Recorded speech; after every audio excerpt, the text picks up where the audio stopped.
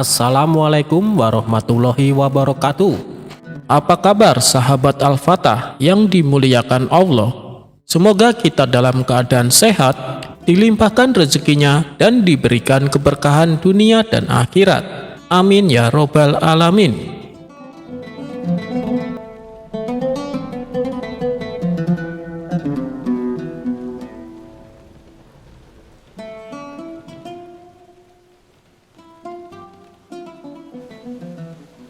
Diceritakan, hidup seorang saudagar kaya raya bernama Zaid. Zaid telah lama buta, tetapi karena hartanya melimpah, ia tetap hidup mewah. Zaid dikenal sangat pelit dan amat paranoid terhadap pencuri, terutama karena ia tidak bisa melihat harta bendanya. Suatu hari, Zaid kehilangan 3 kantong dinar emas dari peti penyimpanannya yang tersembunyi. Ia yakin hanya seorang pelayannya yang bisa melakukannya. Ia membawa ketiga pelayannya ke hadapan Baginda Raja. Baginda Raja tidak ingin menghabiskan waktu dengan masalah domestik, maka ia pun menugaskan Abu Nawas untuk menyelidikinya. Abu Nawas membawa saudagar Zaid dan ketiga pelayannya ke sebuah ruangan. Abu Nawas berkata, "Wahai Zaid, jelaskan pada kami bagaimana bentuk kantong dinar yang hilang itu?"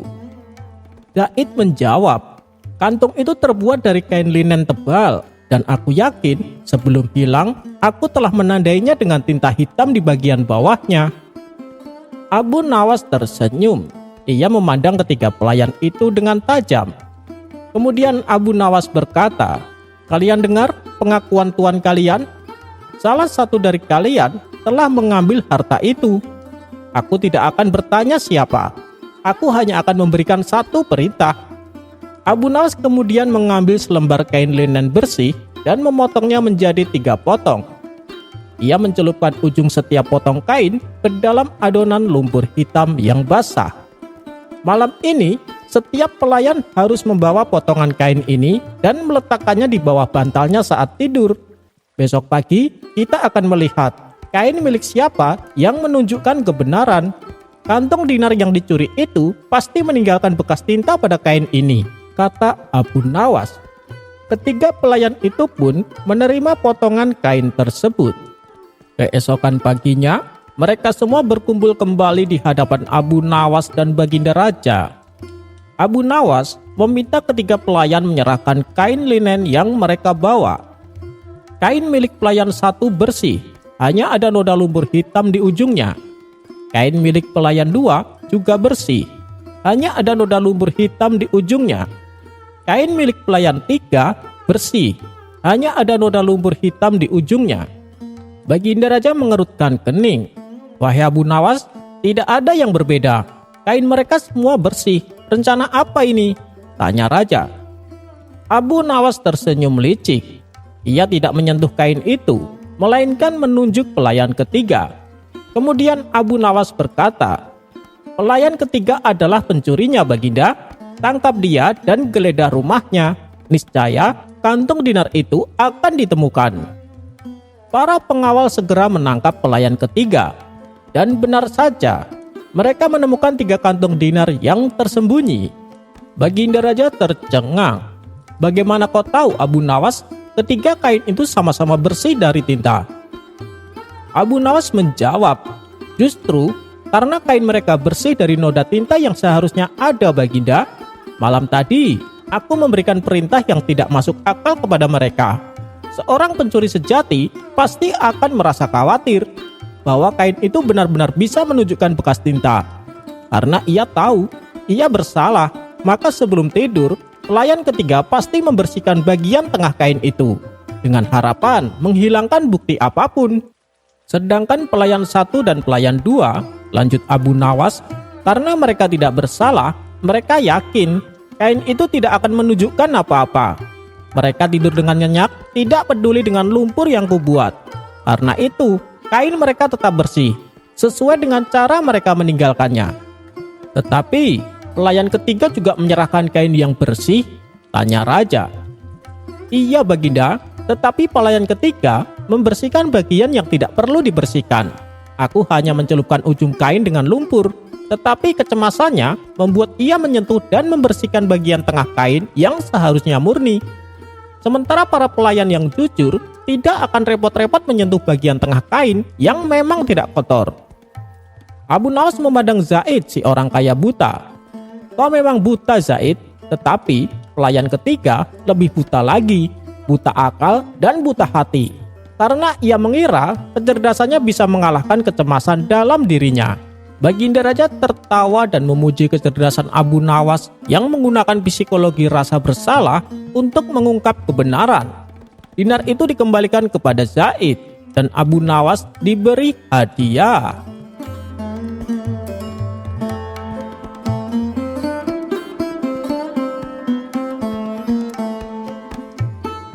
Di sebuah desa kecil di pinggiran kota, masyarakat mendadak dilanda ketakutan. Mereka percaya bahwa sumur tua di tengah desa yang menjadi satu-satunya sumber air bersih dihuni oleh jin yang marah. Kabar itu beredar setelah beberapa penduduk mengaku melihat bayangan aneh dan mendengar bisikan dari dalam sumur di malam hari. Penduduk desa pun enggan mendekati sumur, padahal air adalah kebutuhan pokok mereka. Mereka bahkan meminta seorang dukun untuk datang dan mengusir jin tersebut. Namun sang dukun malah semakin membuat mereka ketakutan dengan cerita-ceritanya yang seram. Kabar ini akhirnya sampai ke telinga Baginda Raja. Raja merasa khawatir karena kekeringan mengancam desa tersebut. Ia pun memanggil Abu Nawas. "Wahai Abu Nawas," kata Baginda, "kau harus ke desa itu. Rakyatku takut pada jin yang katanya mendiami sumur tersebut. Aku ingin kau selesaikan masalah ini tanpa kekerasan, tanpa senjata, dan tanpa sihir." Titah Raja. Abu Nawas mengangguk. Ia pergi ke desa itu, mendengarkan cerita-cerita penduduk, dan mengamati sumur tua tersebut. Di siang hari, sumur itu tampak biasa saja. Namun di malam hari, Abu Nawas melihat pantulan cahaya bulan di permukaan air yang memang bisa menyerupai bayangan dan mendengar gaung suara serangga malam yang terdengar aneh. Setelah memahami pangkal masalahnya, Abu Nawas memanggil semua penduduk desa untuk berkumpul di dekat sumur. "Wahai saudaraku sekalian," kata Abu Nawas, "kalian percaya bahwa ada jin di dalam sumur ini, bukan?" Para penduduk mengangguk. Wajah mereka tegang. "Baiklah," lanjut Abu Nawas, "malam ini aku akan membuktikan keberadaan jin itu kepada kalian semua. Aku akan menjebaknya dan menunjukkan wujudnya kepada kita semua." Para penduduk terkejut dan antusias. Mereka menantikan apa yang akan dilakukan Abu Nawas.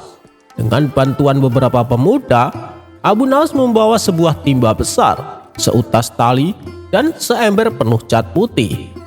Ia menuangkan cat itu ke dalam sumur hingga seluruh permukaan air menjadi berwarna putih. Setelah catnya merata, Abu Nawas menyuruh seorang pemuda untuk menurunkan timba ke dalam sumur, mengambil air dan menaikkannya kembali. "Nah," seru Abu Nawas saat timba itu terangkat, "lihatlah, kita telah berhasil menangkap sang jin." Para penduduk mendekat. Mereka melihat timba yang berisi air sumur yang berwarna putih. Abu Nawas menunjuk air itu. "Ini dia wujudnya," kata Abu Nawas. "Selama ini kita percaya bahwa jin itu ada di dalam sumur ini, di dalam air ini. Tapi lihatlah, air ini putih dan air ini tidak berbau. Air ini tidak berbahaya. Ia ada, tapi ia tidak melakukan kejahatan apapun." Para penduduk mulai berbisik-bisik bingung. "Wahai saudaraku," lanjut Abu Nawas, "seperti air sumur ini, makhluk-makhluk tak kasat mata memang ada di sekitar kita. Mereka seperti air sumur ini. Mereka tidak akan mengganggu kita selama kita tidak mengganggu mereka. Mereka ada di mana-mana, di sumur, di hutan, di rumah kita. Tetapi apakah mereka melakukan keburukan? Apakah mereka menyakiti kita? Jika tidak, mengapa kita harus takut? Ketakutan kalian bukan karena ulah jin, melainkan karena bisikan-bisikan yang menakutkan dari orang-orang yang ingin memanfaatkan kalian. Jelas Abu Nawas. Bisikan itu sama seperti gaung suara dari dalam sumur ini. Jika kalian tidak terpengaruh, maka kalian akan tahu bahwa sumur ini hanyalah sumur biasa yang berisi air. Air yang kalian butuhkan untuk hidup. Penduduk desa akhirnya menyadari kebenaran di balik perkataan Abu Nawas. Mereka malu karena telah membiarkan ketakutan menguasai akal sehat mereka. Mereka pun kembali menggunakan sumur itu dan tidak pernah lagi ada yang mengaku mendengar atau melihat jin sumur itu. Abu Nawas telah membuktikan bahwa keberadaan makhluk halus memang ada, namun tidak semua yang ada itu harus ditakuti. Terkadang ketakutan itu lebih berbahaya daripada makhluk itu sendiri. Dan cara terbaik untuk menghadapinya adalah dengan menggunakan akal sehat, bukan dengan takhayul.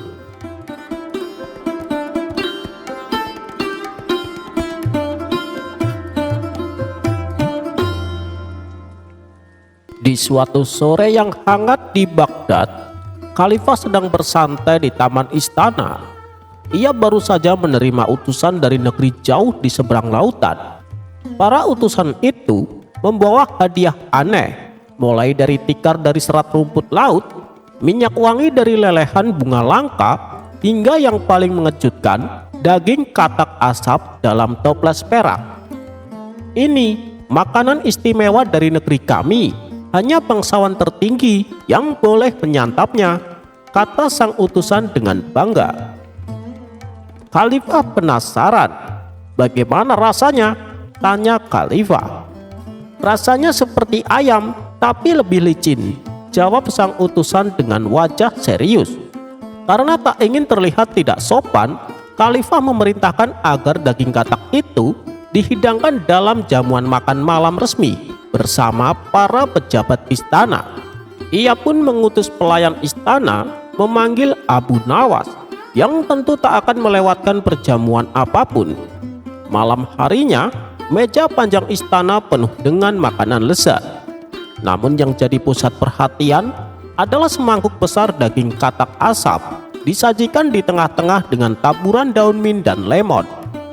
Abu Nawas datang dengan pakaian rapi, yang entah kenapa penuh kantong tersembunyi. Ia langsung mencium aroma yang aneh. Apa ini Paduka? Tanya Abu Nawas pura-pura polos. Oh, itu hadiah diplomatik, jawab Khalifah sambil tertawa. Cicipilah Abu Nawas, kau harus menghormati tamu kita, jawab Khalifah. Abu Nawas menatap daging katak itu, lalu menatap para pejabat yang duduk tegang, ragu-ragu untuk mencicipinya. Bahkan Wazir Agung diam-diam menyembunyikan sendoknya di balik sorban. Dengan mantap, Abu Nawas mengambil satu potong, menggigit, lalu ekspresinya berubah aneh. Apa rasanya? Tanya Khalifah penasaran.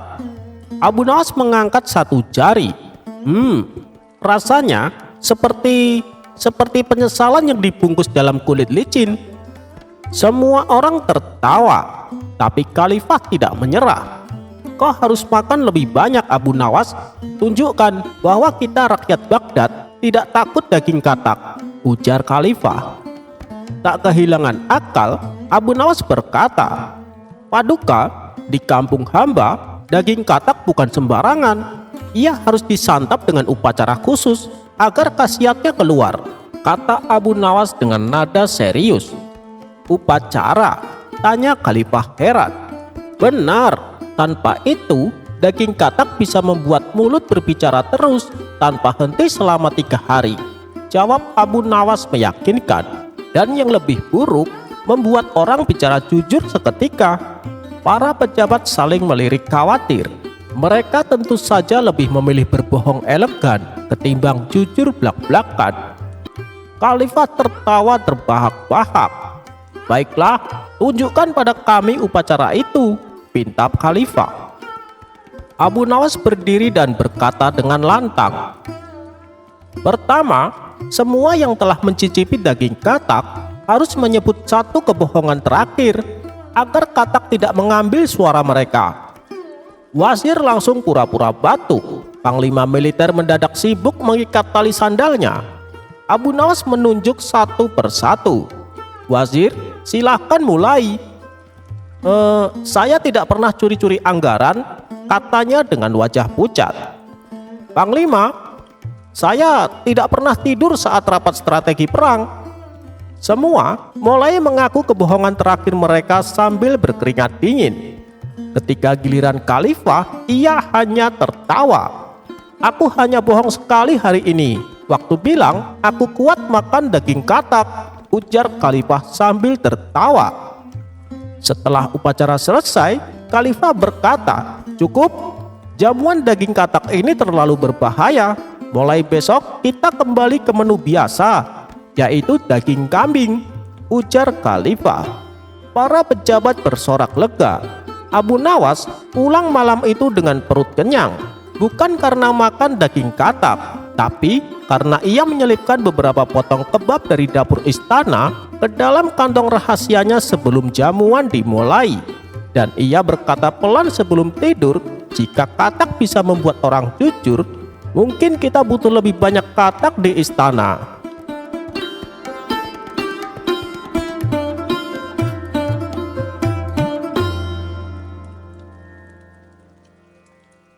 Di sebuah kampung pinggiran Baghdad, suasana Idul Adha begitu meriah. Anak-anak berlarian, aroma daging kurban menyeruak di udara, dan suara takbir menggema dari masjid kecil di tengah desa. Tahun ini ada 3 kambing kurban dari 3 keluarga dermawan, keluarga saudagar Salim, pedagang kain Harun, dan tukang roti Idris. Warga berkumpul, dan daging pun mulai dibagikan sesuai daftar. Namun ada yang tidak beres. Saat sore tiba, seorang lelaki parubaya datang dengan wajah kecewa. Namanya Pak Daud, seorang tukang kebun miskin, ayah dari 5 anak. "Maaf tuan, daging untuk keluarga saya belum sampai," katanya kepada panitia. Mendengar itu panitia bingung. Mereka yakin daftar sudah selesai. Satu demi satu keluarga mengaku sudah menerima. Tapi memang benar, Pak Daud dan keluarganya tidak kebagian apa-apa. Desa pun heboh. Ada yang menyalahkan panitia, ada yang mencurigai tetangga serakah, bahkan ada yang menyuruh Pak Daud diam karena dianggap tidak bersyukur. Abu Nawas yang baru datang dari Baghdad melihat keributan ini. "Apa yang terjadi, wahai tetanggaku?" tanyanya. Setelah mendengar cerita, Abu Nawas hanya mengangguk pelan dan berkata, "Kalau begitu, besok pagi semua yang menerima daging datang ke balai desa, bawa dagingnya. Jangan takut, ini bukan soal menyita, tapi soal keadilan." Maka pada keesokan harinya, warga datang membawa kantung kain berisi daging yang tersisa. Beberapa tampak malu, yang lain bingung. Pak Daud hanya duduk diam di pojok ruangan. Kemudian Abu Nawas meletakkan sebuah timbangan tua di tengah balai. Lalu ia berkata, "Hari ini aku akan bagi ulang daging-daging itu, bukan untuk menghukum, tapi untuk mengingatkan siapa yang memberi, siapa yang menerima, dan siapa yang lupa bahwa kurban bukan soal potong kambing, tapi menyembelih keegoan." Ia mulai menimbang ulang. Ternyata sebagian orang menerima 2 kali lipat, sementara lainnya nyaris kosong. Bahkan ada satu keluarga yang ternyata ikut ambil 2 kali tanpa disadari panitia, karena nama mereka ditulis 2 kali dengan ejaan berbeda. Setelah semua ditimbang ulang, Abu Nawas membagi daging secara adil. Kini semua keluarga mendapat bagian termasuk Pak Daud. Orang-orang menunduk, ada yang malu, ada yang terharu. Bahkan panitia pun mengakui kekeliruan dan meminta maaf di depan warga. Pak Daud memeluk Abu Nawas dengan mata berkaca-kaca. "Aku tak iri pada dagingnya, wahai Abu Nawas, tapi aku hanya ingin anak-anakku merasakan bahwa mereka juga bagian dari kampung ini."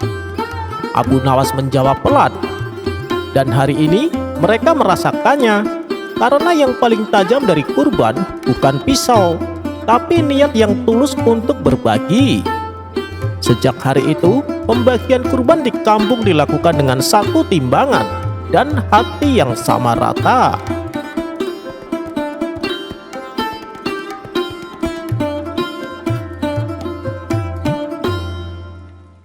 Di istana Baghdad yang megah, suatu hari tersebar desas-desus aneh yang membuat heboh para pejabat dan cendekiawan. Kabar buruk itu menyebutkan bahwa ijazah pendidikan tinggi Baginda Raja yang selama ini dipajang di aula kehormatan istana ternyata adalah palsu. Awalnya, gosip ini hanya berbisik-bisik di kalangan pelayan. Namun, tak lama kemudian, seorang cendekiawan dari negeri seberang yang dikenal sangat teliti dan kaku dalam urusan pendidikan datang berkunjung. Ia adalah seorang yang terobsesi dengan keaslian dokumen dan keabsahan gelar. Begitu ia melihat ijazah Baginda Raja, ia mulai mempertanyakan keasliannya berdasarkan beberapa detail kecil yang menurutnya tidak sesuai dengan standar universitas di zaman itu. Ada yang mati-matian membela keaslian ijazah raja demi menjaga wibawa penguasa. Ada pula yang diam-diam merasa curiga, namun tak berani bersuara lantang. Baginda Raja sendiri merasa sangat terganggu. Ia adalah pemimpin yang adil dan berpendidikan, dan tuduhan semacam itu merusak reputasinya. Ini tidak bisa dibiarkan. Bagaimana bisa ada kabar tak sedap seperti ini beredar? Siapa yang berani menyebarkan kebohongan semacam ini? Seru Baginda Raja dengan murka di hadapan para menterinya. Para menteri menunduk, tak ada yang berani menjawab. Mereka tahu ini masalah sensitif yang bisa mengancam posisi siapa saja yang salah bicara. Akhirnya, Baginda Raja menatap Abu Nawas yang sedari tadi hanya menyimak dengan tenang. "Wahai Abu Nawas, kau selalu punya cara pandang yang unik. Bagaimana menurutmu masalah ijazah palsu ini?" kata Baginda Raja. Abu Nawas maju selangkah, tersenyum kecil. "Ampun Baginda, sebenarnya masalah ini tidak serumit yang Baginda kira," jawab Abu Nawas. Para cendekiawan dan menteri mendengus, merasa Abu Nawas meremehkan masalah sebesar ini. "Baginda, izinkan hamba mengajukan satu pertanyaan sederhana kepada para ilmuwan dan cendekiawan yang meragukan ijazah Baginda," lanjut Abu Nawas. Baginda Raja pun mengizinkannya. Abu Nawas lalu menatap tajam ke arah cendekiawan yang memicu polemik itu. "Tuan cendekiawan dan kalian semua para ahli, saya ingin bertanya, siapakah yang selama ini memimpin Baghdad dengan adil dan bijaksana?" tanya Abu Nawas.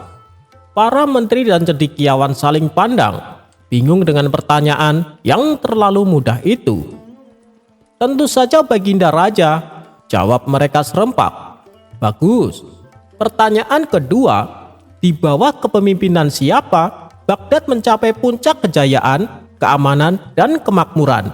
kata Abu Nawas. Lagi-lagi jawaban mereka sama, tentu saja Baginda Raja. Dan pertanyaan terakhir, kata Abu Nawas dengan nada yang kini lebih berat, "Apakah semua keadilan, kebijaksanaan, kemakmuran, dan kejayaan ini datang dari selembar kertas bertuliskan gelar, ataukah dari kecerdasan, integritas, dan pengabdian Baginda Raja sendiri?" tanya Abu Nawas. Ruangan mendadak hening. Para cendekiawan dan menteri terdiam. Mereka mulai memahami arah pembicaraan Abu Nawas. Abu Nawas melanjutkan, "Baginda, jika sebuah ijazah membuat seseorang menjadi pemimpin yang adil dan bijaksana, maka semua orang dengan ijazah yang sama akan menjadi pemimpin yang sama hebatnya. Tetapi kenyataannya tidak demikian. Yang membuat Baginda Raja menjadi pemimpin besar bukanlah selembar kertas itu, melainkan ilmu yang Baginda miliki, kebijakan yang Baginda terapkan, dan keberanian Baginda dalam mengambil keputusan demi kesejahteraan rakyat. Selembar ijazah hanyalah sebuah bukti formalitas. Nilai sesungguhnya dari seorang pemimpin terletak pada apa yang ia lakukan, bukan pada apa yang ia miliki dalam bentuk sertifikat. Jika Baginda memimpin dengan baik, rakyat makmur, dan keadilan ditegaskan, Maka apalah artinya polemik tentang selembar kertas asli atau palsu? Pungkas Abu Nawas. Cendekiawan yang sebelumnya menyuarakan itu kini menunduk malu. Ia menyadari bahwa ia telah terjebak dalam formalitas dan melupakan esensi dari kepemimpinan. Para menteri dan rakyat yang mendengar pun mengangguk setuju. Mereka tahu bahwa Abu Nawas benar. Kehebatan Baginda Raja tidak terletak pada selembar ijazah, melainkan pada kemampuannya memimpin. Baginda Raja tersenyum puas. Ia merasa lega dan wibawanya kembali tegak. Wahai Abu Nawas, kau memang tidak pernah gagal membuatku takjub.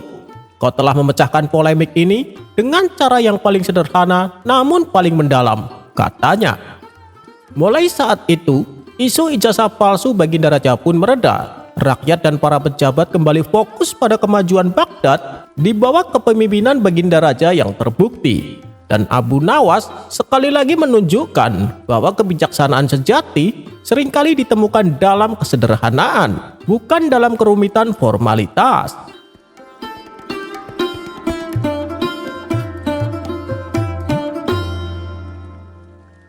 Pada suatu pagi yang tenang di istana Baghdad, Permaisuri mendengar cerita dari seorang pelancong tentang sebuah buah legendaris bernama buah kuldi. Buah yang konon pernah tumbuh di surga dan menyebabkan Nabi Adam diturunkan ke bumi. Buah itu digambarkan sangat indah, harum, dan memberi keabadian bagi siapa yang memakannya.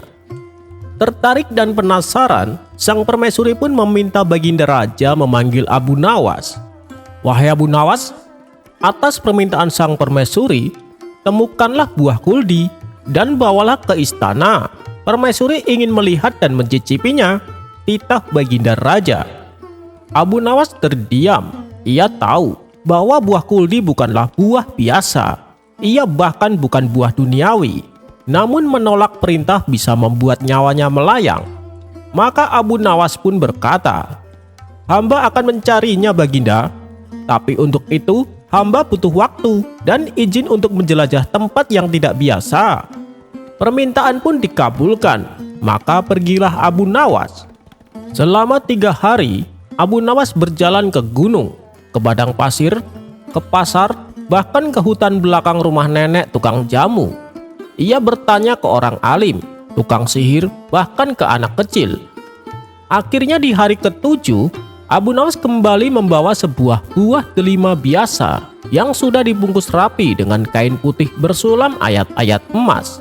Ia menyerahkan ke permaisuri sambil berkata dengan penuh hormat, inilah buah kuldi, buah yang menjadi sebab diturunkan manusia ke dunia, tapi juga simbol keinginan yang tak pernah selesai. Permaisuri terpana, ia melihat buah itu dengan takjub, tapi sebelum mencicipinya ia bertanya, apakah benar ini buah kuldi yang asli? Abu Nawas menjawab dengan tenang, tidak tuanku, buah kuldi tidak ada di dunia ini. Tapi yang lebih penting, mengapa kita ingin sesuatu yang membuat kita abadi di dunia, padahal dunia ini tempat kita hanya singgah? Permaisuri terdiam, bahkan Baginda Raja pun tampak merenung. Seringkali kita mengejar hal-hal yang tidak bisa kita miliki hanya karena kita tergoda oleh cerita dan khayalan. Tapi kebijaksanaan adalah tahu kapan cukup. Permaisuri mengangguk pelan, meletakkan buah itu di pangkuannya dan berkata, kau tidak membawa buah kuldi Abu Nawas, tapi kau membawakan kami hikmah yang lebih berharga dari itu. Abu Nawas tersenyum dan undur diri, meninggalkan 2 orang penguasa yang hari itu untuk sesaat tidak meminta apa-apa lagi, karena telah menemukan sesuatu yang lebih langka dari buah surga, yaitu kesadaran.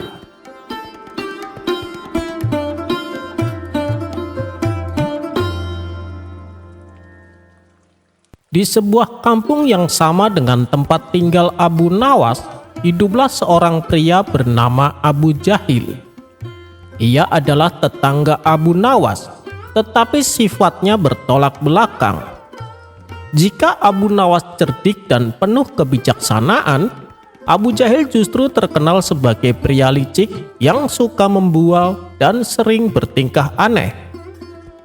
Suatu hari, Kampung menjadi heboh karena suara ribut dari rumah Abu Jahil. Istrinya yang dikenal sebagai wanita garang sedang memarahinya dengan suara menggelegar. "Kau berani-beraninya menggoda wanita lain di pasar, dasar laki-laki tak tahu malu," teriak sang istri. Para tetangga mulai berkumpul di depan rumah Abu Jahil, termasuk Abu Nawas yang kebetulan lewat. "Ada apa ini, Bu?" tanya seorang warga. "Ada apa? Suami kurang ajar ini ketahuan menggoda wanita lain di pasar. Dia bilang wanita itu cantik seperti rembulan dan pantas jadi permaisuri," ucap istri Abu Jahil.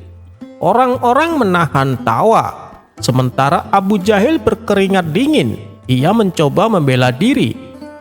"Tidak sayangku, aku tidak menggoda. Aku hanya mengagumi ciptaan Tuhan. Apa salahnya memuji keindahan?" kata Abu Jahil mencoba tersenyum. Namun sang istri tak bisa dibodohi begitu saja. "Oh begitu, lalu kenapa memberi wanita itu selendang baru?" Abu Jahil terdiam. Ia panik dan mencari alasan. "Oh itu, aku hanya dermawan sayang, memberi hadiah pada orang yang membutuhkan." Istrinya mendengus. "Kalau begitu, mana selendang untukku? Sejak menikah, kau bahkan tak pernah membelikanku kain baru." Para tetangga tertawa terbahak-bahak. Bahkan Abu Nawas menepuk Abu Jahil sambil tersenyum. "Abu Jahil, kau terlalu pintar untuk menipu istrimu. Mungkin kau bisa menipu orang lain, tapi tidak dengan perempuan yang sudah bertahun-tahun hidup denganmu," kata Abu Nawas. Abu Jahil mengeluh panjang. "Abu Nawas, bisakah kau membantuku keluar dari masalah ini?" Abu Nawas tersenyum lebar. "Baik, aku akan membantumu, tapi dengan satu syarat." "Apa itu Abu Nawas?" tanya Abu Jahil penuh harap. "Kau harus berjanji, mulai sekarang kau tidak akan pernah menggoda wanita lain lagi. Atau aku sendiri yang akan mengumumkan kebohonganmu di depan Baginda Raja." Abu Jahil terkejut. Ia tahu bahwa jika raja sampai tahu, hukumannya bisa lebih berat daripada amukan istrinya. Baiklah, aku berjanji Abu Nawas," katanya putus asa. Abu Nawas lalu berbisik ke telinga istri Abu Jahil. "Sebenarnya suamimu hanya mencoba menguji kesetiaanmu. Dia ingin melihat apakah kau masih peduli padanya. Jika kau cemburu, itu berarti kau masih mencintainya." Mendengar itu wajah sang istri mulai melunak. Ia menoleh ke suaminya dan berkata, "Lain kali kalau kau ingin menguji cintaku, cukup dengan membelikanku hadiah yang lebih bagus." Para tetangga kembali tertawa. Abu Jahil yang awalnya pucat akhirnya bisa menghela napas lega. Ia berjanji dalam hati untuk tidak sembarangan menggoda wanita lain lagi, setidaknya saat istrinya ada di sekitar. Sementara itu Abu Nawas hanya tersenyum puas.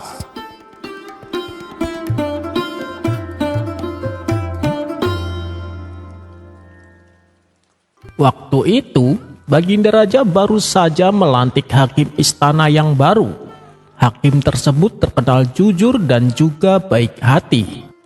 Yang paling disukai Baginda dari hakim baru ini adalah ia gemar berburu di hutan seperti dirinya. Suatu hari, di sela-sela waktu santai Baginda Raja, ia memanggil hakim baru tersebut untuk menghadapnya. "Bagaimana pekerjaanmu? Apakah ada kasus yang sulit diselesaikan?" tanya Baginda Raja.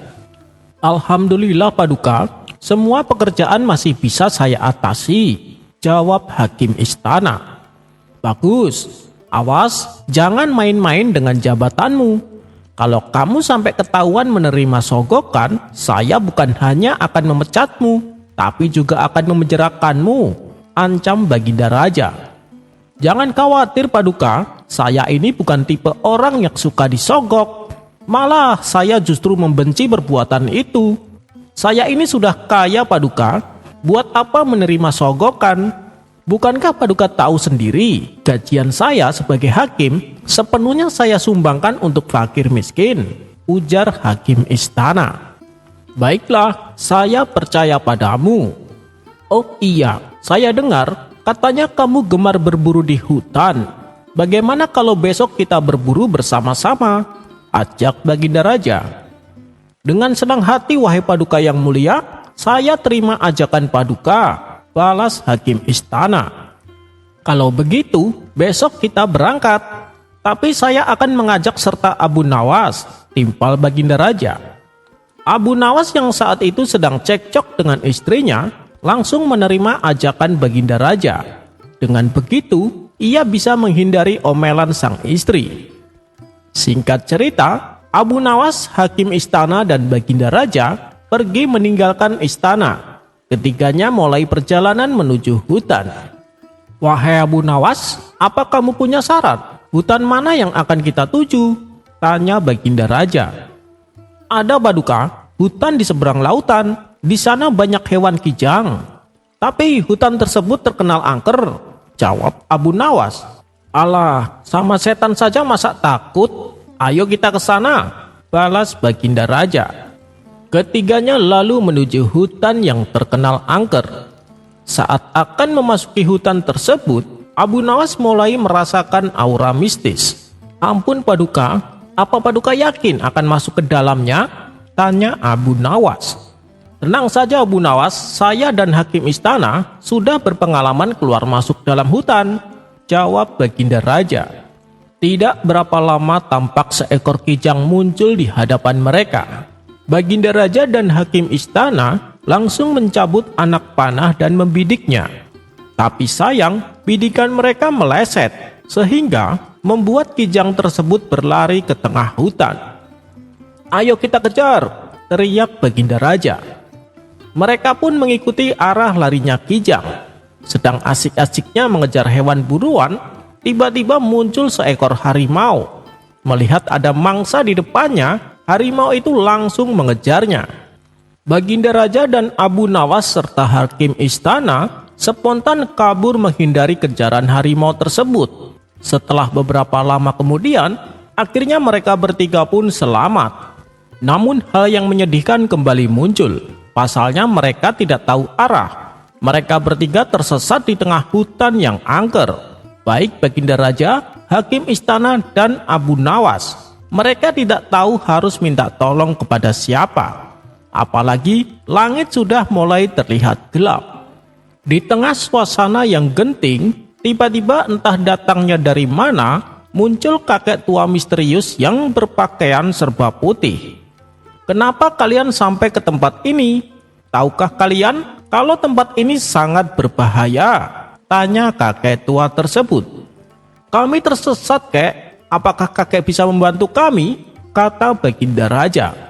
Aku bisa saja membantu kalian, tapi masing-masing dari kalian hanya dibatasi satu permintaan, balas kakek tua. Kemudian Baginda Raja mengungkapkan keinginannya. Begini kek, saya ingin pulang ke istana. Saya ini adalah raja. Saya tidak ingin kehilangan istana saya, pinta Baginda Raja. Baiklah, keinginanmu saya kabulkan, jawab kakek tua. Seketika Baginda Raja langsung menghilang. Ia kini sudah berada di istananya, duduk di singgasana bersama sang permaisuri. Syukurlah, akhirnya aku bisa kembali berada di sini, ucap Baginda Raja bahagia. Sekarang giliranmu, apa permintaanmu? Tanya kakek tua kepada Hakim Istana. Saya adalah Hakim Istana yang kaya raya. Saya ingin pulang ke rumah. Saya ingin pulang ke rumah saya yang megah. Saya tak mau kehilangan harta kekayaanku. Saya ingin secepatnya berkumpul dengan istri dan anak-anakku, pinta Hakim Istana. Baiklah, akan aku kabulkan permintaanmu. Dalam sekejap, Hakim Istana langsung menghilang. Ia kini berada di rumah megahnya, berkumpul dengan istri dan anak-anaknya. Ini tinggallah Abu Nawas seorang diri di dalam hutan. Sekarang giliranmu, apa permintaanmu? Tanya kakek tua kepada Abu Nawas. Saya ini orang miskin, kek. Rumah saya kecil dan tidak ada harta yang berharga. Di rumah, saya juga sedang cekcok sama istri. Saya tidak tahan dengan omelannya. Hal inilah yang membuat saya tidak betah di rumah. Jadi saya meminta supaya Baginda Raja dan Hakim Istana dikembalikan ke sini untuk menemaniku, pinta Abu Nawas. Seketika permintaan Abu Nawas terkabul, Baginda Raja dan Hakim Istana tiba-tiba kembali berada di sampingnya. Hakim Istana dan Baginda Raja terkejut dengan keadaan ini. "Loh, kenapa kami kembali berada di sini?" tanya Baginda Raja dan Hakim Istana. "Itu semua atas permintaan kawanmu. Katanya dia sedang tidak betah di rumah. Dia ingin kalian berdua menemaninya di sini," jawab kakek tua. "Abu Nawas, kamu kurang ajar!" teriak Hakim Istana dan Baginda Raja. Sementara si kakek tua misterius itu langsung menghilang dari hadapannya.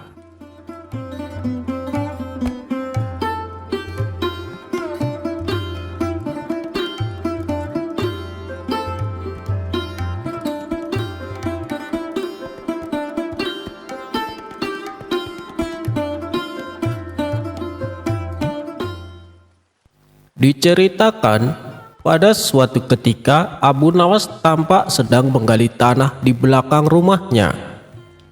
Keringat pun mengalir deras membasahi sekujur tubuhnya. Tapi yang membuat heran ketika tanah tersebut sudah digali, ia pindah posisi dan menggali tanah baru di sampingnya. Tuan Hamid yang kebetulan melintas melihat perbuatan Abu Nawas yang aneh ini. Ia pun memberanikan diri menghampiri dan bertanya kepadanya, "Wahai Abu Nawas, sebenarnya apa yang sedang kau lakukan?" Abu Nawas menjawab, "Aku sedang mencari kuburan yang hilang." Sontak Tuan Hamid terkejut mendengarnya. "Kuburan? Kuburan siapa, Abu Nawas?" tanya Tuan Hamid penasaran. "Kuburan uang dinarku," jawab Abu Nawas. "Tempo hari aku mengubur beberapa uang dinar di sini, tapi aku lupa tepatnya di mana," katanya melanjutkan. "Loh, kok bisa? Harusnya ketika kau akan mengubur, berilah tanda supaya mudah mencarinya," tutur Tuan Hamid. "Sudah aku kasih tanda. Waktu aku menguburnya, ada awan di atasnya. Tapi awan itu kini tidak ada lagi," ujar Abu Nawas. Mendengar jawaban Abu Nawas, Tuan Hamid hanya terdiam. Namun dalam hatinya mengumpat, "Ada-ada saja Abu Nawas," katanya dalam hati.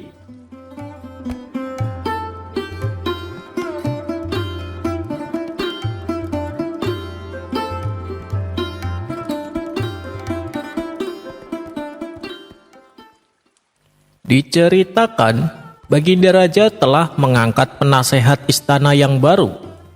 Namun dengan keberadaannya di istana, membuat Abu Nawas susah sekali menemui Baginda Raja.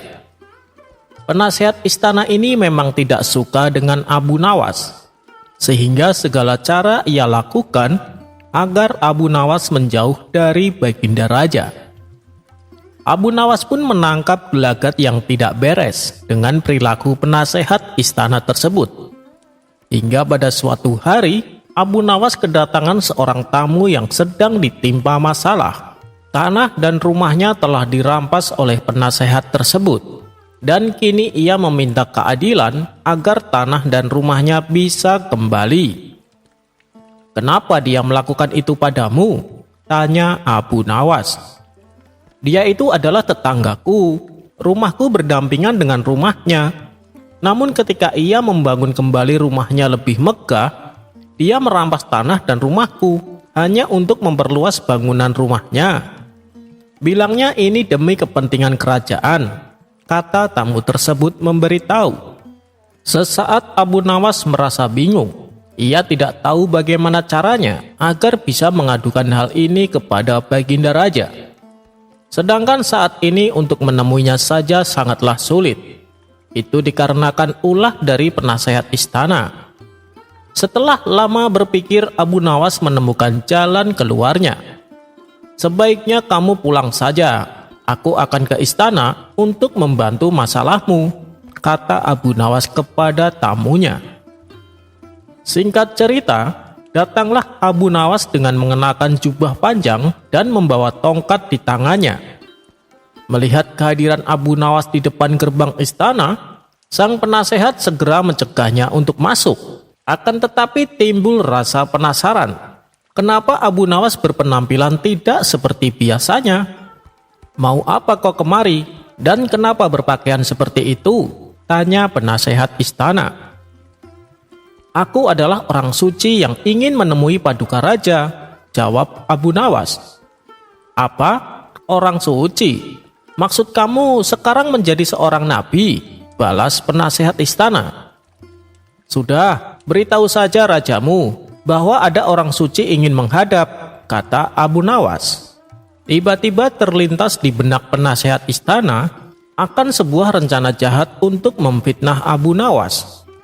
Baiklah Abu Nawas, kali ini kau kuizinkan masuk, kata penasehat istana. Maka diantarlah Abu Nawas menghadap Baginda Raja. Sesampainya di hadapan Baginda Raja, sang penasehat istana langsung melancarkan rencana jahatnya. Wahai Paduka yang mulia, Abu Nawas telah mengaku sebagai seorang nabi. Ia mengatakan bahwa dia adalah orang suci, lapor penasehat istana. Spontan Baginda Raja terkejut mendengarnya. Apakah benar begitu Abu Nawas? Kau jangan macam-macam. Aku bisa saja menjatuhimu hukuman mati karena berani mengaku sebagai seorang nabi, bentak sang raja. Abu Nawas hanya tersenyum dan berkata, yang pasti aku adalah orang suci Paduka. Akan tetapi Baginda Raja menangkap ada maksud lain yang telah direncanakan oleh Abu Nawas. Ia tahu bahwa apa yang dilakukan Abu Nawas semata-mata agar Abu Nawas bisa bertemu dengannya. Sementara itu penasehat istana segera memanfaatkan situasi ini untuk mencari muka di hadapan Baginda Raja. Ia berpura-pura ikut emosi dengan pengakuan Abu Nawas sebagai seorang nabi. Niatnya ia ingin memamerkan kepada Baginda Raja bahwa ia bisa dengan mudah menjebak Abu Nawas. Jadi benar kau seorang nabi? Kalau kau Nabi Ibrahim pasti punya mukjizat. Ketika dimasukkan ke dalam api, maka api akan menjadi dingin. Untuk membuktikannya kami ingin membakarmu. Jika api tidak menyentuh kulitmu sedikit pun, maka kami akan beriman kepadamu, kata penasehat istana. Ah, itu terlalu mudah. Dan lagian orang yang membakar Nabi Ibrahim adalah orang yang tidak mempercayai Allah. Apakah kamu termasuk orang seperti itu? Tanya Abu Nawas. Tentu saja bukan. Aku mengimani Allah sebagai Tuhanku, jawab penasehat istana. Kalau begitu janganlah berperilaku sepertinya, tukas Abu Nawas. Lalu kamu siapa? Kamu Nabi Musa. Coba lemparkan tongkatmu. Kalau kau memang Nabi Musa, maka tongkatmu itu pasti akan berubah jadi ular, kata penasehat istana. Nabi Musa melakukan itu kepada orang-orang kafir. Apakah kamu termasuk sebagai orang kafir? Tanya Abu Nawas. Tentu saja tidak. Aku bukan orang kafir. Aku adalah orang yang mengimani Allah, jawab penasehat istana. Kalau begitu, jangan memintaku melakukan hal itu, balas Abu Nawas. Lalu siapa sebenarnya kamu? Kamu Nabi Isa. Yang aku ketahui, Nabi Isa bisa menghidupkan orang mati. Bisa kau tunjukkan mujizatmu itu? Kata penasehat istana kembali. Akan aku buktikan kepadamu, balas Abu Nawas. Oh, jadi kamu sekarang mengaku sebagai Nabi Isa. Ayo, buktikan kepada kami mukjizatmu itu, perintah penasehat istana. Tentu saja akan aku buktikan. Pertama-tama, aku akan memukulmu dengan tongkat ini. Jika kau sudah mati, nanti dalam sekejap aku akan menghidupkannya kembali, ucap Abu Nawas. Abu Nawas pun segera mengejar penasehat istana dengan membawa tongkat di tangannya. Tentu saja hal ini membuat penasehat istana ketakutan. Ia langsung berlari meninggalkan ruangan istana. Melihat itu, Baginda Raja berusaha mencegah Abu Nawas. Berhenti Abu Nawas, berhenti. Sebenarnya apa maksud dari perbuatanmu ini? Kenapa pula kau mengaku sebagai seorang nabi? Tanya Baginda Raja. Siapa bilang aku mengaku sebagai seorang nabi, Paduka? Itu kan hanya anggapan penasehat istana saja. Saya hanya mengaku sebagai orang suci, suci dari hadas kecil dan hadas besar. Karena sebelum saya kemari, saya berwudu terlebih dahulu, jelas Abu Nawas. Terus apa maksudmu melakukan hal ini? Tanya Baginda Raja. Begini Paduka yang mulia, bukankah berminggu-minggu ini Paduka merasakan bahwa saya tidak pernah lagi ke istana? Itu semua dikarenakan ulah penasehat istana yang selalu mencegahku menemui Paduka.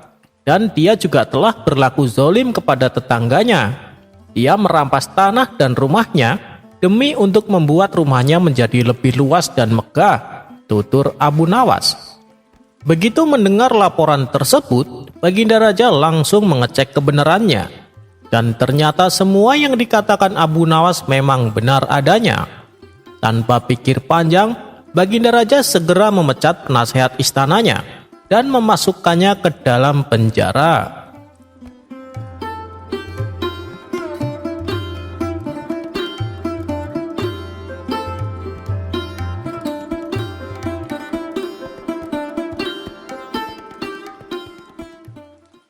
Kalau sudah berurusan dengan Abu Nawas, pasti akan menjadi kapok. Apalagi bila orang tersebut merupakan orang jahat dan licik. Begitulah yang dialami seorang penjual parfum ketika berhadapan dengan Abu Nawas. Kisah ini berawal ketika Abu Nawas tengah jalan-jalan berkeliling kampung.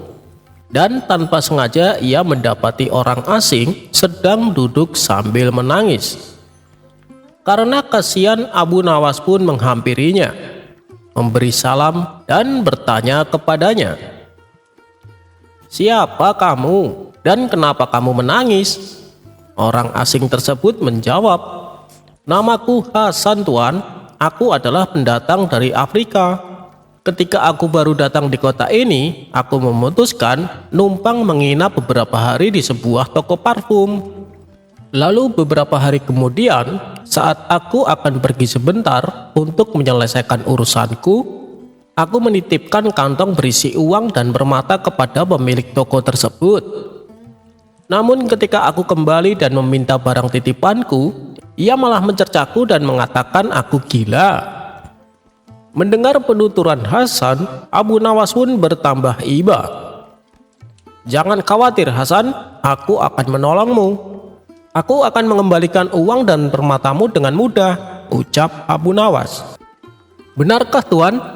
"Terima kasih Tuan, karena telah bersedia menolongku," balas Hasan.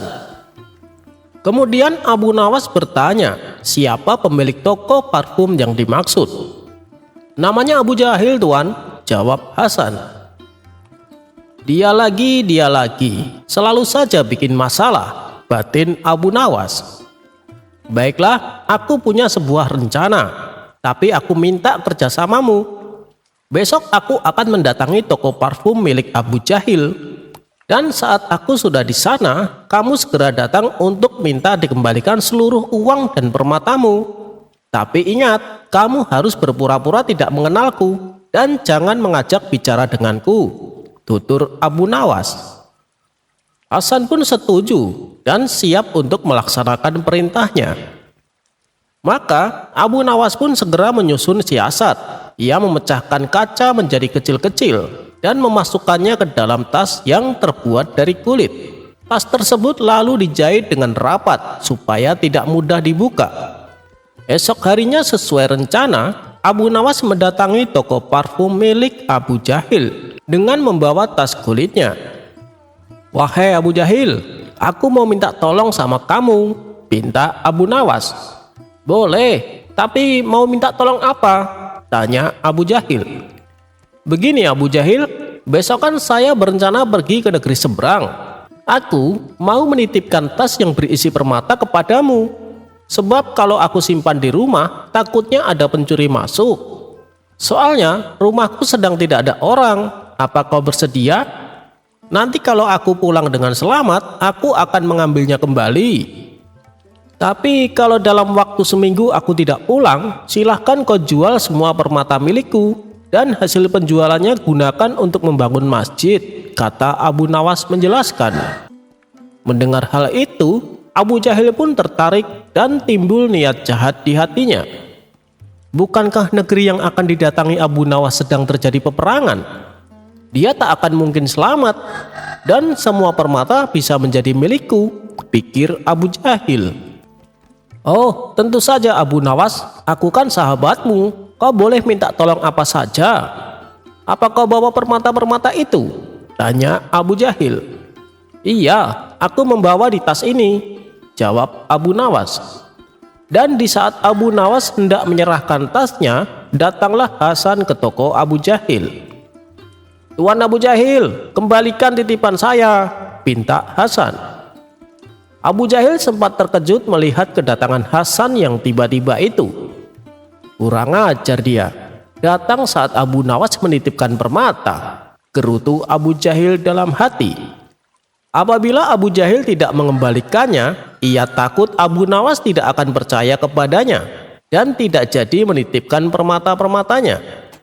Lebih baik aku kembalikan uang dan permata milik Hasan supaya Abu Nawas percaya padaku.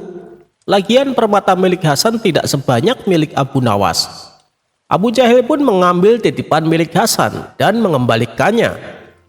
Setelah mendapatkan kantongnya kembali, Hasan segera berlalu meninggalkan toko Abu Jahil. Siapa dia? Sepertinya aku baru melihatnya, tanya Abu Nawas berpura-pura. Oh, dia Hasan, orang asing dari Afrika. Dia baru beberapa hari menginap di rumahku. Ia juga menitipkan uang dan permatanya kepadaku, jawab Abu Jahil. Ternyata kamu amanah Abu Jahil. Aku jadi tambah percaya padamu untuk menitipkan semua permataku, puji Abu Nawas. Aku ini suka menolong Abu Nawas, meskipun orang yang aku tolong baru aku kenal beberapa hari. Apalagi sama kamu Abu Nawas, aku kan sudah lama mengenalmu. Tentu saja aku dengan senang hati menolongmu, tutur Abu Jahil. Baiklah Abu Jahil, aku mau pergi dulu. Ini aku serahkan tasnya, kata Abu Nawas berpamitan. Abu Jahil pun menerimanya. Hati-hati di sana Abu Nawas, doaku selalu menyertaimu, balas Abu Jahil. Selepas kepergian Abu Nawas, Abu Jahil langsung membuka tasnya dengan merobek bagian atasnya. Betapa kecewanya Abu Jahil setelah mendapati isinya hanya berupa serpihan kaca. Sialan, Abu Nawas telah menipuku, gerutu Abu Jahil. Sementara Hasan yang sudah mendapatkan barangnya kembali menemui Abu Nawas untuk mengucapkan terima kasih. Sekalian berpamitan pulang ke negerinya. Dan tak lupa, Hasan juga memberikan hadiah sebagai tanda rasa terima kasih.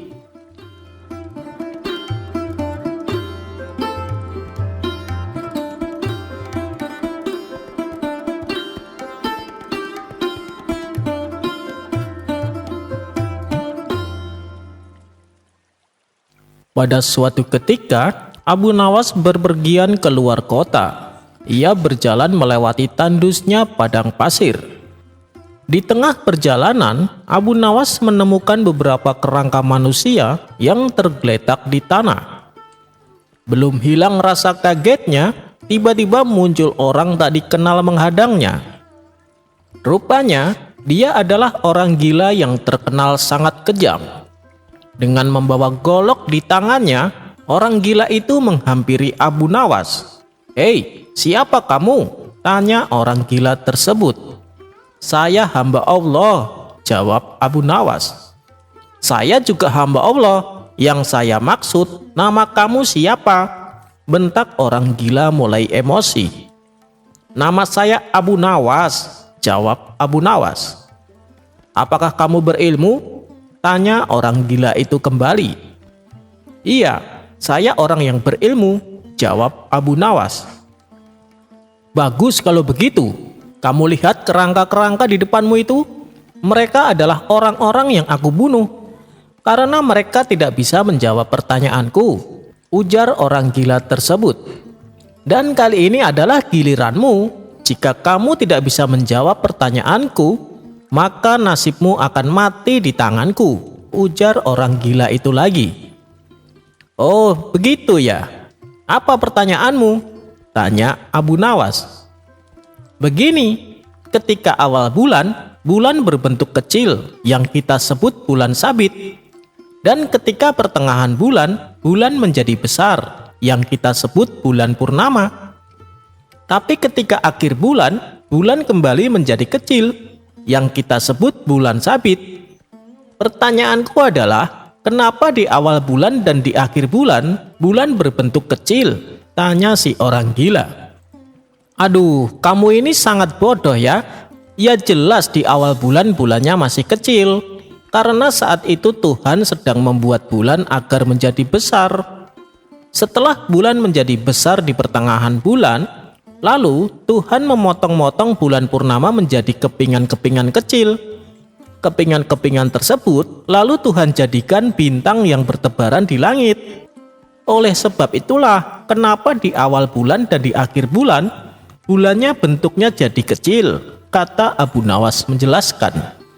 Mendengar jawaban Abu Nawas, orang gila itu langsung merebut tangan Abu Nawas dan menciumnya. Luar biasa. Ternyata jawabanmu sesuai dengan yang aku pikirkan. Abu Nawas pun lalu dipersilahkan untuk melanjutkan perjalanannya.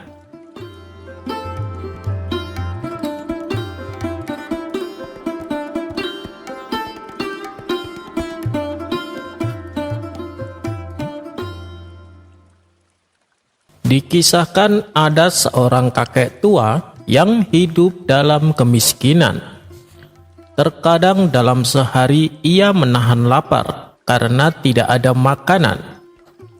Sementara itu di tempat lain, Baginda Raja baru saja mengangkat 2 orang untuk dijadikan menteri yang baru. Pada dasarnya mereka berdua bukanlah orang terpelajar, bukan pula orang yang tahu tentang hukum. Adapun diangkatnya mereka jadi menteri atas dasar permintaan penasehat istana. Penasehat istana ini telah disuap oleh kedua orang tersebut supaya diangkat menjadi menteri. Dan suatu ketika, kakek tua yang miskin tadi tak kuasa menahan laparnya yang sudah beberapa hari ini tidak makan. Maka pergilah ia ke warung untuk sekedar minta makanan. Setibanya di sana, ternyata si pemilik warung tidak ada. Karena sudah sangat kelaparan, ia mengambil salah satu roti dan memakannya di tempat itu. Begitu si pemilik warung datang, kakek tersebut langsung ditangkap dan dilaporkan kepada Baginda Raja atas dakwaan kasus pencurian. Baginda Raja pun bingung harus bagaimana memutuskan kasus ini. Kalau sampai di penjara, kakek itu sudah terlalu tua. Tapi kalau dibebaskan, dia telah melakukan tindakan kejahatan. Kemudian, kedua menteri yang baru diangkat dimintai pendapatnya. Bagaimana menurut kalian? Tanya Baginda Raja.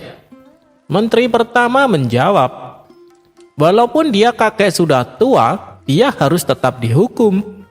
Paduka harus tegas, dan menurutku, hukuman yang pantas adalah panggang dia hidup-hidup sebagai contoh kepada masyarakat lain, supaya jangan ada lagi yang berani mencuri. Rupanya Baginda Raja agak kurang sependapat. Ia pun kemudian bertanya kepada menteri kedua, kalau menurutmu, hukuman apa yang pantas untuk kakek tua itu? Menteri kedua pun menjawab, cincang-cincang saja tubuhnya, biar jadi pelajaran, dan kasus pencurian pasti tidak akan terulang. Usulan menteri kedua ini juga membuat Baginda Raja kurang sependapat. Tak berselang lama datanglah Abu Nawas ke istana. Wah, kebetulan sekali kau datang Abu Nawas. Aku ingin dengar pendapatmu dengan kasus yang aku hadapi ini, kata Baginda Raja. Kemudian Baginda Raja memberitahu tentang kasus yang dihadapi kakek tua tersebut. Baginda Raja juga memberitahu tentang pendapat kedua menterinya yang baru. Sontak Abu Nawas geram mendengarnya. Dia pun menatap tajam ke arah kedua menteri tersebut. Ketahuilah Paduka, kedua menteri baru itu bukanlah orang terpelajar. Mereka juga tidak tahu soal hukum. Menteri pertama pasti dulunya penjual roti, yang dia tahu cuma panggang memanggang. Makanya ia menyarankan hukuman panggang. Sementara menteri kedua pasti dulunya penjual daging, yang dia tahu cuma cincang mencincang. Makanya ia menyarankan hukuman cincang, jelas Abu Nawas. Lalu, menurutmu hukuman apa yang pantas untuk kakek tua itu? Tanya Baginda Raja. Cukupi kebutuhan hidupnya. Keadaan miskinlah yang memaksanya melakukan tindakan ini. Paduka juga harus bertanggung jawab karena ada rakyat yang sampai tidak makan berhari-hari, jawab Abu Nawas. Baginda Raja pun tersentak dan menyadari atas kesalahannya. Dan berkat usulan Abu Nawas, kakek tua miskin itu dibebaskan dan dijamin kebutuhan hidupnya. Sementara kedua menteri yang baru tersebut saat itu juga dipecat dari jabatannya.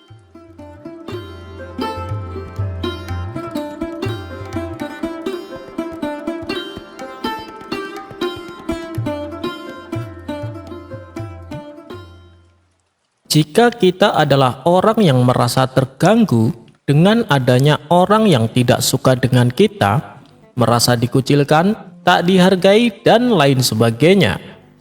Sampai-sampai pikiran kita lelah penuh dengan pertanyaan, kenapa mereka membenci kita? Apa salah kita? Dan kita berusaha mati-matian agar orang tersebut suka dengan kita. Maka kisah Abu Nawas kali ini sangat bermanfaat dan menjadi pencerahan. Begini ceritanya. Abu Nawas memiliki sahabat karib dari kecil, ia bernama Sarmun. Tetapi karena suatu hal, Abu Nawas dan Sarmun sudah jarang bertemu. Hingga suatu ketika Abu Nawas perlu mengunjungi sahabat lamanya tersebut. Ia pun berangkat menaiki keledai dan memulai perjalanannya. Sesampainya di sana, Abu Nawas mendapati sahabatnya sedang duduk seorang diri. Kemudian Abu Nawas menghampirinya. "Assalamualaikum Sarmun, apa kabar kawan?" sapa Abu Nawas. "Waalaikumsalam Abu Nawas, alhamdulillah kabar baik," sahut Sarmun dengan kurang semangat. Mendapati sahabatnya itu kurang semangat, Abu Nawas menyadari kalau Sarmun sedang dirundung masalah. Masalah yang sangat membebani pikirannya, sampai-sampai menghilangkan rasa bahagia yang biasanya ia tunjukkan ketika Abu Nawas datang. "Kenapa kamu kawan? Ada masalah apa?" tanya Abu Nawas. "Gak ada apa-apa Abu Nawas, aku baik-baik saja," jawab Mang Sarmun. "Sudahlah, jangan bohong padaku, aku hafal sifatmu. Ada masalah apa kamu? Ceritalah padaku," desak Abu Nawas. Mang Sarmun lalu menceritakan peristiwa yang tengah dialaminya. "Begini Abu Nawas, aku dikucilkan sama teman-temanku. Mungkin karena aku miskin, jadi mereka enggan berkawan denganku," kata Mang Sarmun mengeluh. "Halah, itu hanya perasaanmu saja. Kamu jangan suka minder begitulah," tutur Abu Nawas. "Bener kok Abu Nawas, mereka memang mengucilkanku. Setiap kali aku datang di kumpulan mereka, mereka langsung pergi meninggalkanku," ujar Mang Sarmun. "Memangnya semua kawan yang kamu kenal bersikap seperti itu padamu?" tanya Abu Nawas kembali. "Enggak juga Abu Nawas, masih ada yang mau berkawan denganku. Termasuk kamu Abu Nawas," jawab Mang Sarmun. "Nah, kalau gitu, kenapa harus kau risaukan? Datangi saja orang-orang yang mau berkawan denganmu," sahut Abu Nawas. "Tapi Abu Nawas, aku kan ingin berkawan dengan semua orang," timpal Mang Sarmun. "Ya sudah kawan, begini saja, aku ada solusi untuk masalahmu ini. Ini aku ada cincin, tolong jualkan cincin ini di pasar hewan, tapi dengan harga 5 dinar, ucap Abu Nawas. "Ah, menjual cincinmu? Apa hubungannya dengan masalahku ini?" tanya Mang Sarmun heran. "Sudah, turuti saja, nanti kamu juga akan tahu," ujar Abu Nawas. Maka Mang Sarmun segera pergi ke pasar hewan untuk menjualkan cincin Abu Nawas. Beberapa orang ia datangi dan kemudian ditawarkannya cincin tersebut. "Waduh, maaf, aku nggak suka memakai cincin," kata salah satu penjual hewan. "Cincin seperti ini mah paling harganya cuma 1 dinar, saut yang lain. Karena harganya tak sesuai dengan permintaan Abu Nawas, Mang Sarmun lalu kembali pulang dan menemui Abu Nawas. "Bagaimana kawan? Laku cincinnya?" tanya Abu Nawas. "Gak ada yang mau beli Abu Nawas. Kalaupun ada yang minat, mintanya dengan harga 1 dinar, jawab Mang Sarmun. "Wah, murah sekali ya nawarnya. Ya sudah, sekarang coba kamu tawarkan kepada toko penjual pakaian," pinta Abu Nawas. Mang Sarmun segera menuju toko pakaian yang ada di kota. Sesampainya di sana, ia pun menawarkan cincin Abu Nawas dengan harga 5 dinar. "Waduh, gak salah. Cincin seperti ini paling harganya 2 dinar, ucap si pemilik toko pakaian. Beberapa kali menawarkan kepada orang yang berbeda dan semua menawar dengan harga di bawah 5 dinar. Mang Sarmun pun lalu pulang dan tidak jadi menjualnya. "Gimana kawan, laku tidak dengan harga 5 dinar? Tanya Abu Nawas. "Gak ada yang mau Abu Nawas, semua mintanya cuma 2 dinar, jawab Mang Sarmun. "Baiklah kawan, ini yang terakhir. Sekarang coba kamu datangi toko penjual barang antik dan tanyakan harga cincin itu, pinta Abu Nawas kembali.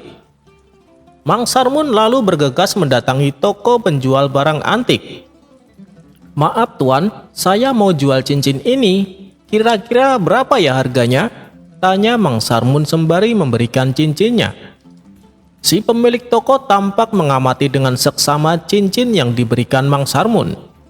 "Dari mana kau mendapatkan cincin ini? Ini sangat langka. Batunya bukan dari batu sembarangan. Jual aja padaku. Aku beli dengan harga 5.000 dinar, ucap si pemilik toko.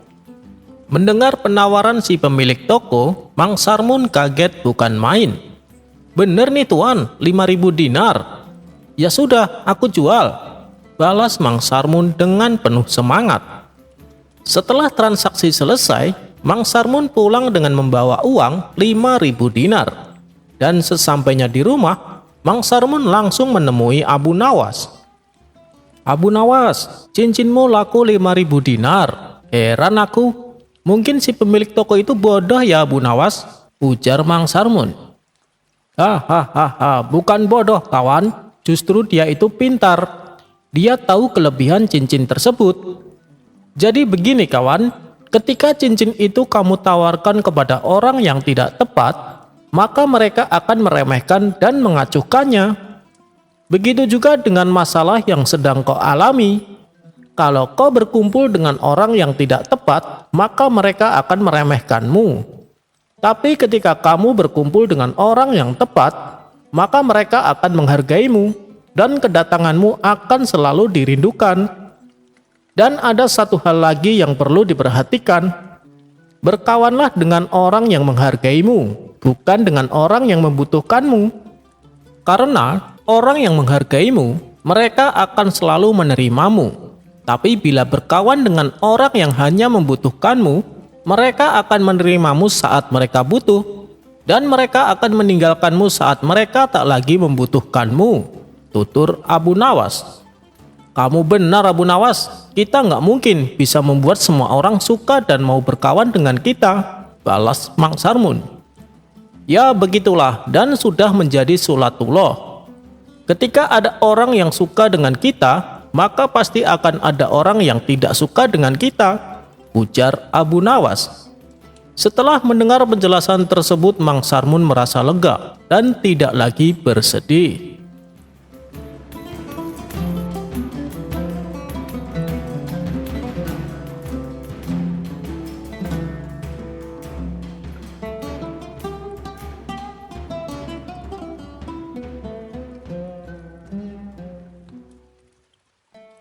Seperti biasa, saat sedang suntuk, Abu Nawas menghabiskan waktunya dengan berjalan-jalan keliling kampung. Di sebuah tikungan, ia bertemu seorang pemuda yang kelihatan tidak bahagia. Wajahnya terlihat murung sekali, seolah tidak ada sesuatu pun yang bisa membuatnya bahagia. Abu Nawas lalu menghampirinya dan bertanya, "Hei anak muda, kau tampak sangat sedih. Apa yang membuat hatimu gundah?" tanya Abu Nawas. Si pemuda mengangkat tas jelek miliknya dan berkata, "Aku tidak mempunyai apa-apa di dunia ini, kecuali hanya tas jelek ini yang aku punya." Kasihan sekali, batin Abu Nawas. Mendengar itu, sejenak Abu Nawas berpikir bagaimana caranya untuk mengobati kesedihan pemuda itu. Tidak lama kemudian, ia menemukan sebuah ide. Ia mencoba mengalihkan perhatian si pemuda. "Lihat, ada monyet di sana," teriak Abu Nawas. "Mana?" tanya si pemuda. Saat perhatian si pemuda teralihkan, Abu Nawas langsung merebut tasnya dan membawanya lari. Si pemuda mencoba mengejarnya, tapi Abu Nawas terlalu cepat berlari. Pemuda itu pun menangis sekeras-kerasnya. "Kembalikan padaku tas itu. Itu harta milikku satu-satunya," teriaknya sambil menangis. Setelah jaraknya sudah agak jauh, Abu Nawas menaruh tas si pemuda itu di tengah jalan. Ia pun lalu pergi ke semak belukar. Tidak lama kemudian, si pemuda datang dan melihat tasnya. Dengan penuh bahagia si pemuda segera berlari dan mengambilnya. "Alhamdulillah, tasku. Aku kira aku telah kehilangan tas ini," ucapnya sambil tersenyum senang. Abu Nawas pun ikut tersenyum dari balik semak belukar. Akhirnya, ia bisa juga bergembira. Ia tahu caranya bersyukur, walaupun hanya punya tas jelek, kata Abu Nawas dalam hati. Kemudian Abu Nawas keluar dari persembunyiannya dan menghampiri pemuda tersebut. "Hei, bukankah kamu tadi yang mencuri tasku?" ucap si pemuda penuh emosi. "Sabar dulu, wahai pemuda. Saya tidak bermaksud mencuri tasmu. Saya hanya ingin mengajarkanmu bersyukur, meskipun hanya mempunyai tas jelek," ujar Abu Nawas. "Iya, benar. Kamu benar sekali. Terima kasih telah mengingatkanku betapa pentingnya rasa bersyukur," balas si pemuda. Keduanya akhirnya terlihat akrab. Abu Nawas lalu mengajaknya jalan-jalan. Di sepanjang perjalanan, Abu Nawas selalu menghiburnya dengan cerita-cerita lucu. Sesekali si pemuda tertawa dan terlihat sangat bahagia. Tidak berapa lama, mereka berdua berpapasan dengan rombongan pelayat yang sedang mengiringi jenazah. Terlihat sang istri jenazah berjalan di belakang keranda sambil menangis dan meratapi kepergian suaminya. Ratapannya terdengar samar-samar namun tetap jelas.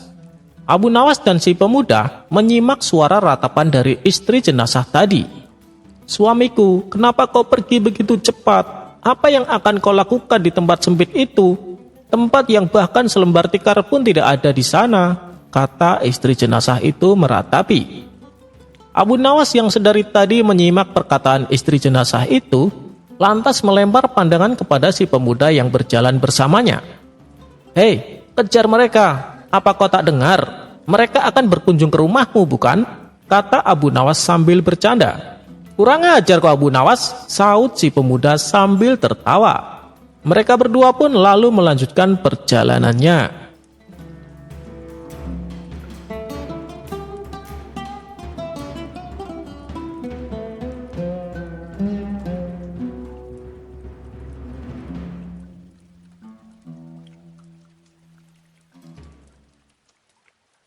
Dikisahkan, Baginda Raja sedang dirundung kesedihan. Itu dikarenakan kuda kesayangannya telah mati.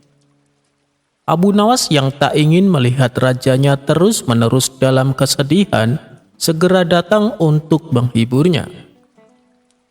Akhirnya, hanya dalam waktu beberapa hari, Baginda Raja sudah kembali ceria. "Terima kasih Abu Nawas atas hiburan yang kau berikan. Kau telah mengobati dari rasa sedih yang mendalam. Kali ini kau bukan hanya saya anggap sebagai rakyatku, tapi kau adalah sahabat terbaikku," ucap Baginda Raja.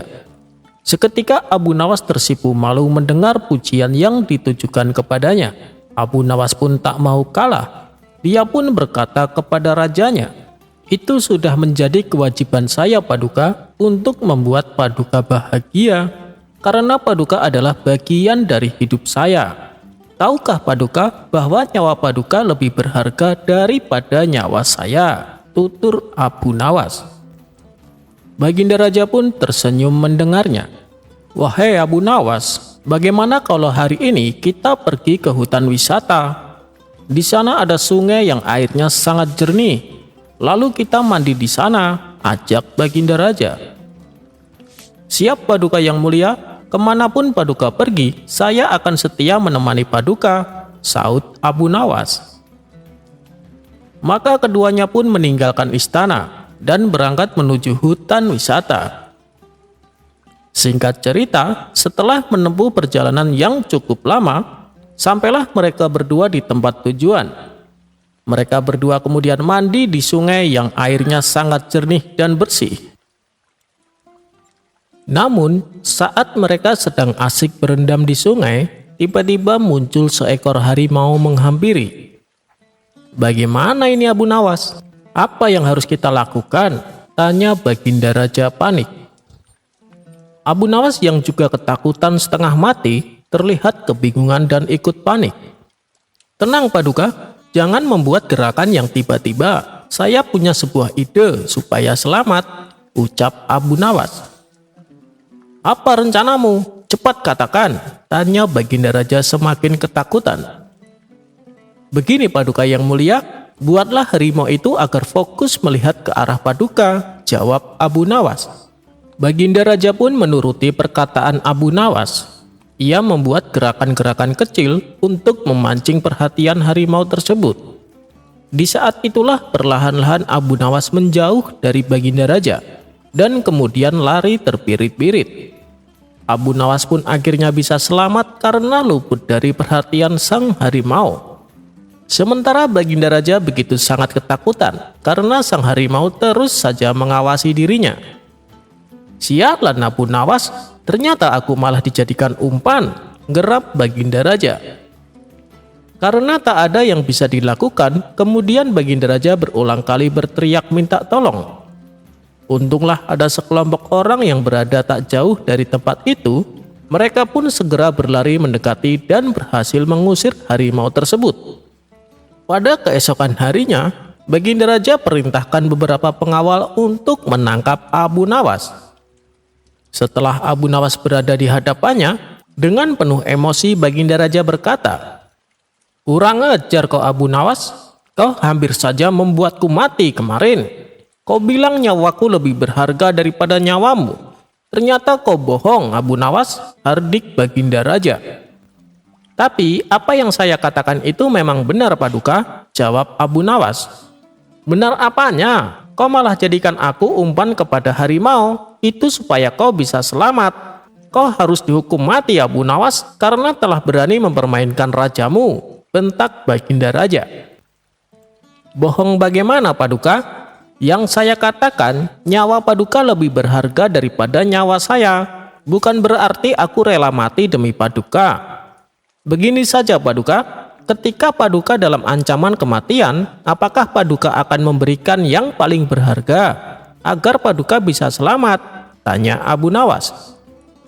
"Tentu saja, bahkan seisi kerajaan rela aku berikan supaya aku selamat dari kematian," jawab Baginda Raja.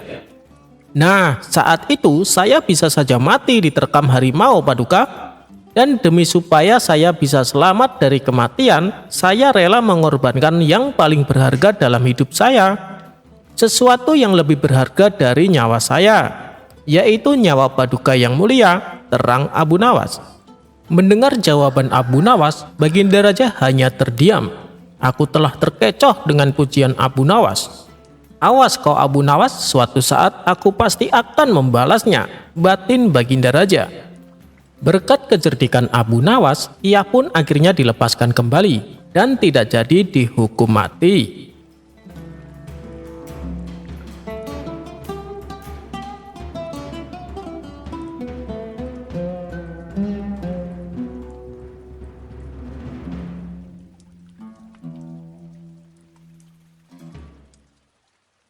Dalam dunia sufi dikenal tokoh Abu Nawas atau disebut juga Abu Nuwas.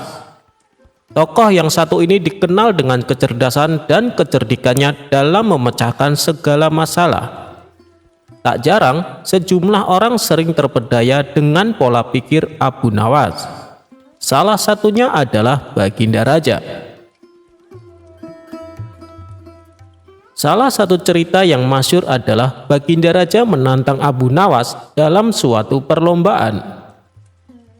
Ajang lomba itu adalah tenda siapa yang paling ramai dan paling banyak dikunjungi oleh pengunjung, maka dialah yang menang.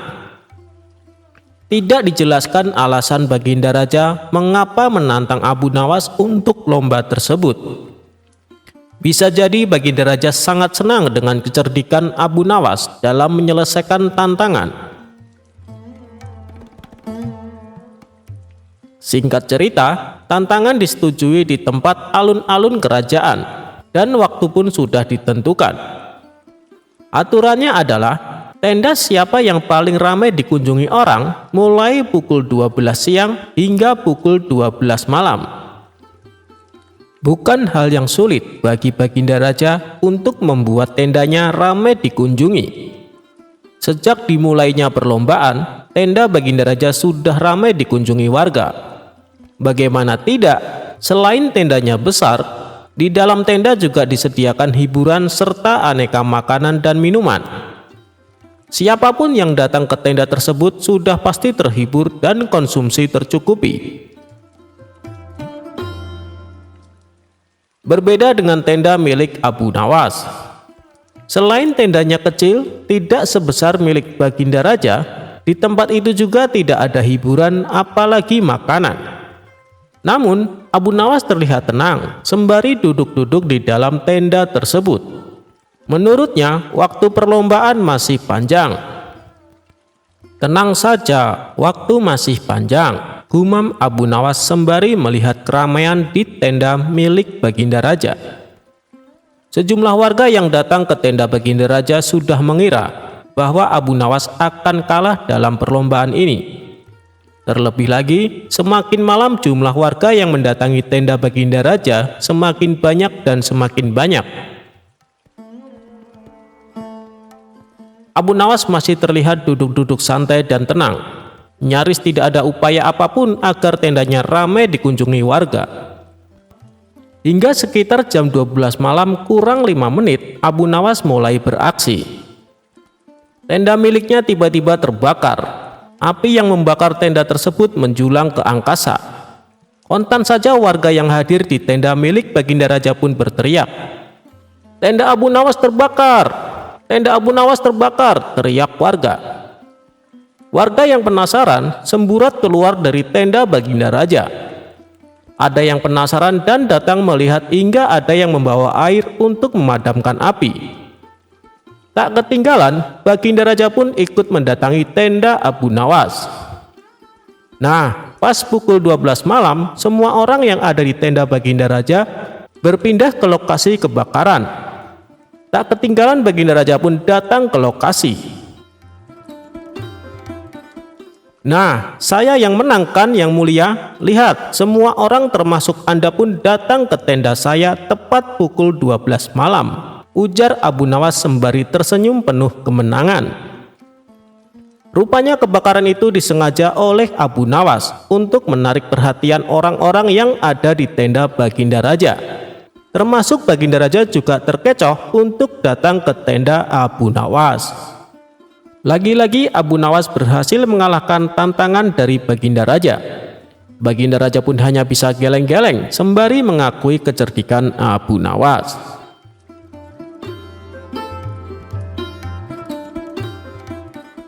Memanah dengan gaya, Abu Nawas dapat hadiah.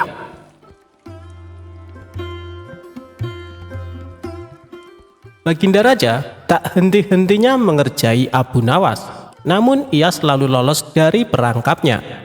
Yang ada malah Baginda Raja sendiri yang menanggung kekalahan.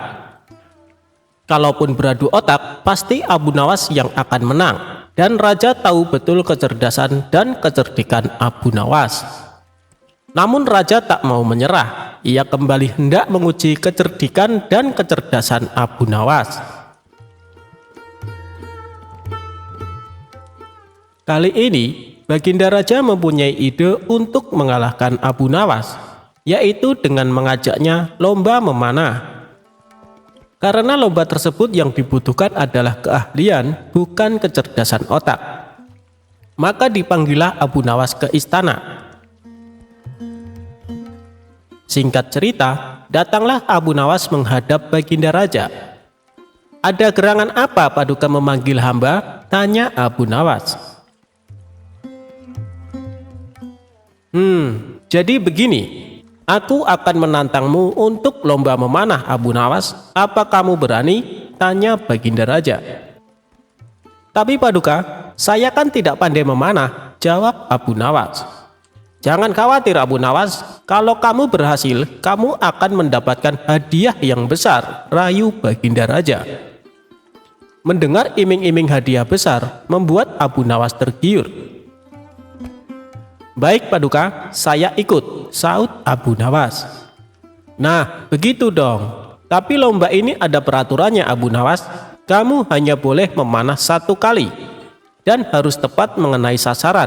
Kalau kamu berhasil, kamu akan membawa hadiah besar. Tapi kalau kamu gagal, kamu harus pulang dengan jalan merangkak," jelas Baginda Raja. "Waduh, saya masuk perangkap sang raja lagi nih. Sudah tahu kalau saya tidak pandai memanah, tapi dipaksa ikut lomba memanah," batin Abu Nawas dalam hati. Di saat Abu Nawas kebingungan, Baginda Raja berkata, "Hei Abu Nawas, kenapa kamu bingung? Ada hadiah besar menantimu. Ayo kita mulai saja permainannya," ajak Baginda Raja. Kemudian Baginda Raja dan Abu Nawas berjalan ke tengah lapangan. Giliran pertama adalah Baginda Raja. Ia mengambil busur dan anak panah. Dengan penuh perhitungan, Baginda Raja melesatkan anak panahnya. Bidikannya hampir tepat mengenai sasaran. Anak panah tersebut menancap di pinggiran sasaran. Sekarang tibalah giliran Abu Nawas. Ia pun berpikir keras agar lepas dari jebakan sang raja. Dengan hati berdebar, Abu Nawas mengambil busur dan anak panah. Otaknya terus berputar mencari cara supaya dirinya tidak dipermalukan oleh sang raja. Akhirnya, dengan memantapkan hati, Abu Nawas mulai membidik sasaran. Saat ia memanah, sudah bisa ditebak anak panah melesat jauh dari sasaran. Melihat itu, Baginda Raja pun tertawa. "Kamu kalah Abu Nawas, aku yang menang," teriaknya kegirangan. Namun dengan kecerdikannya, Abu Nawas berkata, "Tunggu dulu Paduka, itu tadi saya sedang mencontohkan gaya memanah Tuan Menteri," ujarnya. Abu Nawas lalu kembali mengambil anak panah. Ia membidiknya dan mulai memanah untuk kedua kalinya. Namun anak panah masih juga meleset jauh dari sasaran. Tapi sebelum Baginda berteriak kegirangan, Abu Nawas menyela duluan. "Demikianlah gaya Tuan Wali Kota memanah," sahutnya. Baginda Raja menjadi tidak sabar dengan aksi Abu Nawas ini. Ia pun berteriak, "Hei Abu Nawas, mana gaya memanahmu?" Dengan santainya Abu Nawas menjawab, "Tenang Paduka yang mulia, gaya hamba tentu lebih baik." Abu Nawas lalu kembali mengambil sebuah anak panah. Ia membidik dan mulai memanah. Untuk ketiga kalinya, anak panahnya melesat makin jauh dari sasaran. Abu Nawas kembali berteriak, "Itu tadi gaya Tuan Hakim memanah." Mendengar itu, Baginda Raja semakin emosi dibuatnya. "Wahai Abu Nawas, yang aku minta gaya memanahmu, bukan gaya orang lain," bentak Baginda Raja. Abu Nawas nyaris putus asa, tapi tetap menunjukkan wajah lucunya. Ini adalah tembakannya untuk yang keempat. Abu Nawas mengambil anak panah dan mulai membidik. Beruntung baginya karena kali ini anak panah secara kebetulan melesat mengenai sasaran. Anak panah menancap di tengah-tengah sasaran, sedangkan anak panah Baginda hanya di pinggiran saja. Abu Nawas pun berteriak dengan kencang, Inilah gaya Abu Nawas memanah yang mulia. Untuk itu saya tunggu hadiah dari Paduka Raja, kata Abu Nawas kegirangan. Melihat kecerdikan Abu Nawas, sang raja pun tak henti-hentinya tertawa. Kamu memang cerdik Abu Nawas, kata Baginda Raja sambil menyerahkan hadiahnya. Berkat kecerdikan Abu Nawas, kesempatan memanah yang seharusnya hanya 1 kali bisa menjadi 4 kali.